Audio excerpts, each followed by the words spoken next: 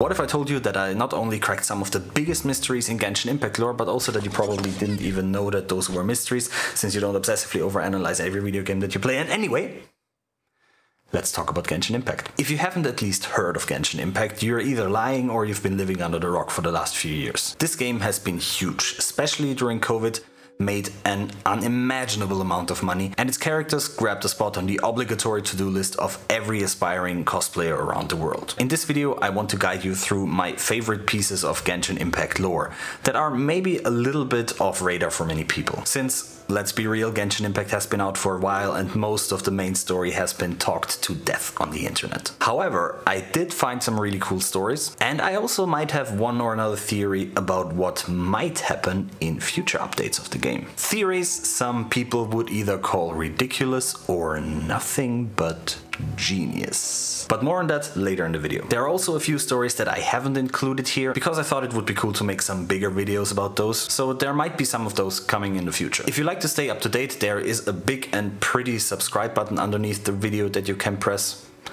Come on, press it. Even with the game being a little bit older, I am gonna warn you, there are gonna be spoilers in this video.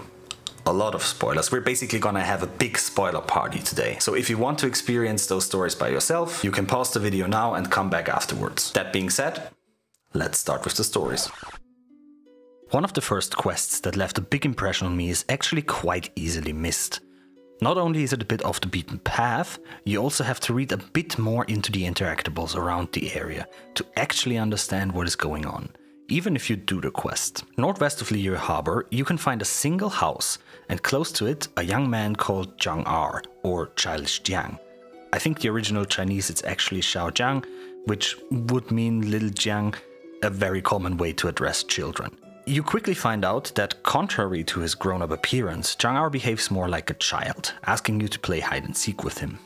Only with some detective work, you are able to find out more about his rather tragic backstory. Jiang is the son of a Millelith officer named Xiao Jiang and a woman called Dunya. He seemed to suffer from some kind of mental condition, since in his notes his father writes that he was consulting with Bubu Pharmacy in order to find out what troubles his son. Since this was a challenging situation for his family, Xiao Jiang planned to leave the Millelith and focus on his family in the future. However, in a tragic turn of events, Xiao Jiang died in what was supposed to be his final mission for the Millelith.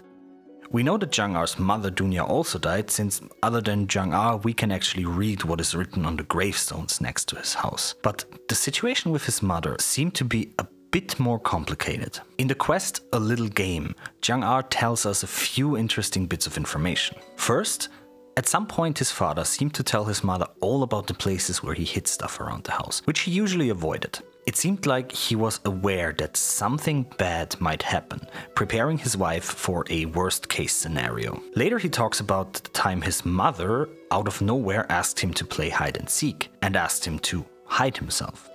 Shortly after, from his hiding place, he can hear many people's footsteps coming to the house. In his innocent mind, he thinks his mother sent for help to find him, but my guess is that something worse happened. Since after that, Jiang didn't see his mother again.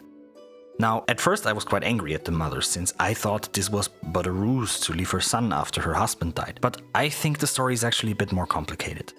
My guess is that Jiang's mother was actually killed by whoever arrived at the house at the time. But that doesn't really answer the question why some people with bad intentions would come to their house in the first place. What was Xiao Jiang doing with the Millelith? It must have been more than just guarding the gates or patrolling the streets of Liyue Harbor. Was he some kind of double agent? Maybe investigating or working with the Fatui? We know they tried to infiltrate Liyue. Maybe the Xixing also spied on the Fatui in some way? That would explain why someone was coming after Xiao Jiang's family, trying to tie up loose ends. What I do not agree with is how the people from Liyue treated Jiang afterwards. Apparently he refused to leave his home, since he's convinced that his parents will come back at some point. We don't really know how much time has passed since then. Was Jiang actually still a child when all this happened? Or was he already, at least physically, grown up? Some Millelith, as well as Uncle Tian, a member of the Xixing of all people, seemed to visit him regularly and bring him food. But I can't really imagine that it is good for him to be that isolated. But that might just be me. This story also revolves around children. and it actually took me quite a while to play this quest, as I completely overlooked it at first. However, this story does reveal a character that gives us quite an interesting insight into Snezhnaya. You probably visited Vimara village in Sumeru on your way from Sumeru city down to Port Ormuz, and might actually have done the Aranyaka World Quest series, which honestly is probably the most abstract lore quest we have gotten up until now, describing the whole concept of Aranara and dreams and memories, which can be quite hard to grasp. The questline starts as we find out that some children in Vimara village went missing, because, as we later find out, they went into the forest to meet some small forest spirits called Aranara. This meeting sets in motion a whole series of events, where we travel to a dream world, meeting and helping the Aranara. This gets so extensive that in the end I actually forgot how I ended up getting into the situation in the first place. But at some point I realized I didn't actually find out why the children ended up getting into the forest, and even got attacked by eremites and Fatui in the process. As it turns out, one of the villagers, Alfonso, is actually a member of the Fatui, instructed by Dottore to capture one of the Aranara. Alfonso, whose real name is Trofim Snezhnevich, knew that Aranara can only be seen by children, which is why he infiltrated Vimara village and tried to influence the local children, putting them in situations where they might get into contact with Aranara, to lure them out and finally capture one. Trofim is a member of a special subgroup of the Fatui called the House of the Hearth, which is quite an interesting organization. It is an orphanage, apparently set up by Arlecchino, one of the Fatui harbingers, picking up orphans from all over the continent, training them as sleeper agents. It isn't clear what exactly happens in this house, but apparently only some children who are deemed to have potential will be enlisted into the Fatui ranks. Trofim's story ends tragically, since he is torn between his loyalty to the House of Hearth and the feelings he developed for the children in Vimara village. I would have liked to see this in some more hints in the plot, but generally I love this piece of lore, and it actually makes me look forward to what we might see when we end up in the wintry north at some point. Funny enough, the Fatui are not the only institution in Teyvat that has a history of taking in children into their ranks. Another one can be found in Sumeru of all places. The Tanit tribe is the oldest among the tribes that wander the desert of Hadramaweth, a matrilineal clan that believes in the goddess of flowers and is led by a matriarch and 9 elders. Unlike the other tribes, the Tanit value the power of words and knowledge, but do not trust the academia. During our travels among the Tanit, we meet a man called Masera, who asks us to help his daughter Tadla in her training to become a falcon. Falcons seem to be a kind of warrior class within the Tanit, whose duty is to hunt anything that is or can be dangerous for the tribe. This includes beasts and monsters, as well as people, as we sadly experience ourselves. This is different from Jet, who ends up being responsible for tying up loose ends within the tribe, since she is still part outsider. This puts her into a grey area of the law, where she is not held responsible for assaulting her own peers. When we first meet Tadla, there is one thing that immediately caught my attention. For a woman from Sumeru, she has untypically light skin and blonde hair. Now, I wouldn't say that this is impossible. We do meet fair-haired citizens in Sumeru, Kaveh being the prime example. But it is definitely not the most common trait, especially among the Tanit, and especially if you look at her father Masera. My guess is that the Tanit tribe is more of a patchwork family. This becomes more obvious if you look at the tribe's matriarch, Babel. Babel herself was not born into the tribe. She was the daughter of 2 academia scholars, but still she was able to advance her position as far as to being the leader of the tribe. This does suggest that the Tanit do not consider blood ties as important as other institutions do. Outsiders can be incorporated into the tribe, and falcons might just be the vehicle to do so. As her parents died, Babel herself was taken in by the Tanit to serve as a falcon, just as Tadla. What if Tadla too is not originally from the Tanit? Is Masera actually her biological father? If not, and this is now just guesswork, this could actually mean that the Tanit generally have a habit of recruiting young children and making them into hunters and killers. I always wondered why Warka, the commander of the Knights of Favonius, the main military force of Mondstadt, was ready to take the majority of his forces to some expedition, leaving his city basically defenseless. Mondstadt is not a country like Inazuma, which is basically protected by a goddess who slices islands in half if she has to. Or Sumeru, which has a deity that can basically control your brain. Or even Liyue, which has a large standing army and probably a quite intricate network of spies that even the Fatui might be jealous of. Yes, Venti likes to hang out in this town from time to time, but this is mostly unknown to the majority of his people. This freedom is even one of the things Mondstadters cherish in their Archon. Also, if he is around, he's probably dead as drunk most of the time. The security of the place is primarily ensured by the Knights of Favonius, who seem to be quite short in manpower by the time we visit. I mean, their cavalry captain has been left without a single horse.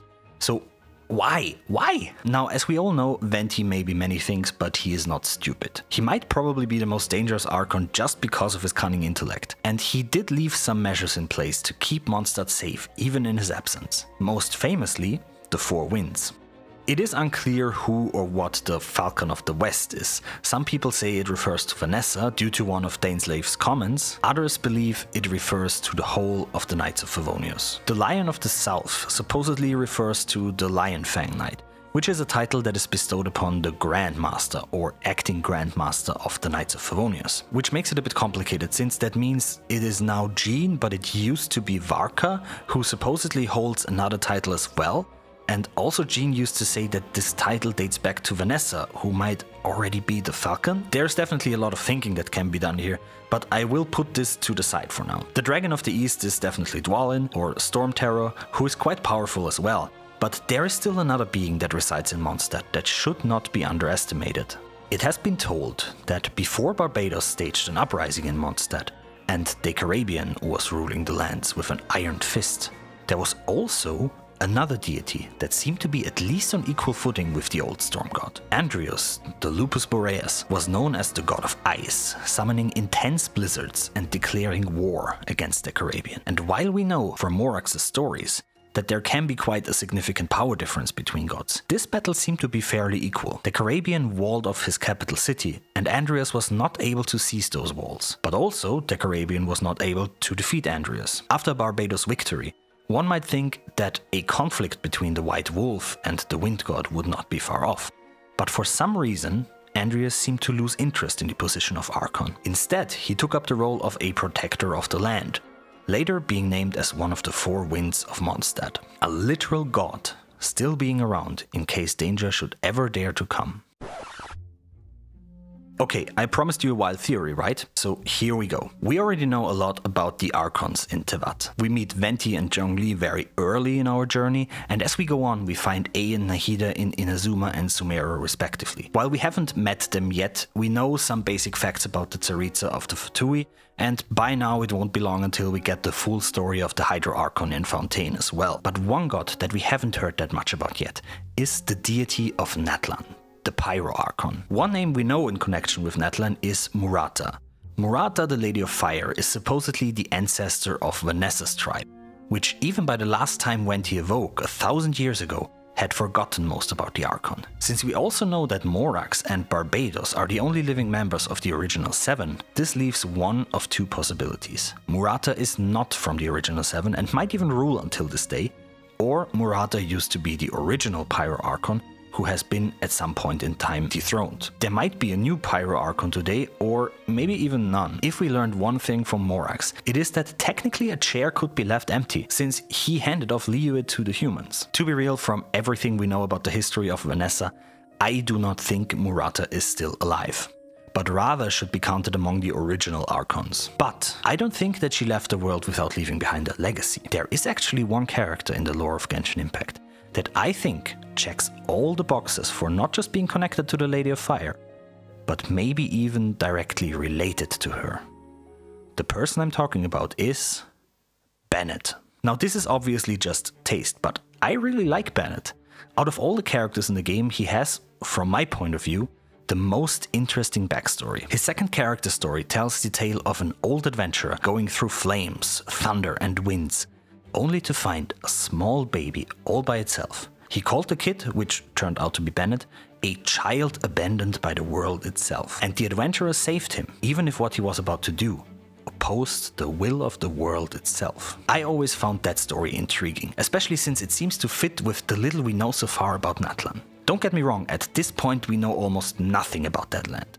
There are no NPCs anywhere that seem to hail from the lands of Pyro. The pieces of information we do have state that Natlan is on the other side of the Sumero Desert, so it is quite likely that it is in a warmer area, and we know that there are hot springs due to volcanic activity. Volcanoes also point towards a harsher environment, which all fits with the cryptic messages from Bennett's character stories. Also, the only character we have seen from Natlan yet is a girl called Yansan, and one thing we can get from her picture at least is that her grey hair color seems to be quite similar to Bennett's not so very saturated hair. There are many prospects for the Pyro Archon role, but truth be told, I want Bennett to get his Naruto story, defying all the odds and living up to his true potential. I believe that Bennett is in fact the true heir of Murata, the child of the Pyro Archon, the god of war and the future lord of fire. I want to know why the world seems to try to kill him at any chance it gets, but he still survives all of it. I want to know what fuels this flame of motivation burning inside his chest, but I guess I have to wait a bit longer to get any concrete answers. Maybe the new stories from Fontaine will give us some more hints to what goes on in Natlan. So I will definitely keep my ears open. This is a lot of guesswork, and there are other candidates as well. Please let me know in the comments what you think about the idea, or who you think would be another good fit for the Pyro Archon. Now, if you like this video, you might also enjoy the lore collection I made about The Legend of Zelda Tears of the Kingdom, which you can watch right here. I hope you have a great day, and I hope to see you soon in another video. Take care and bye bye.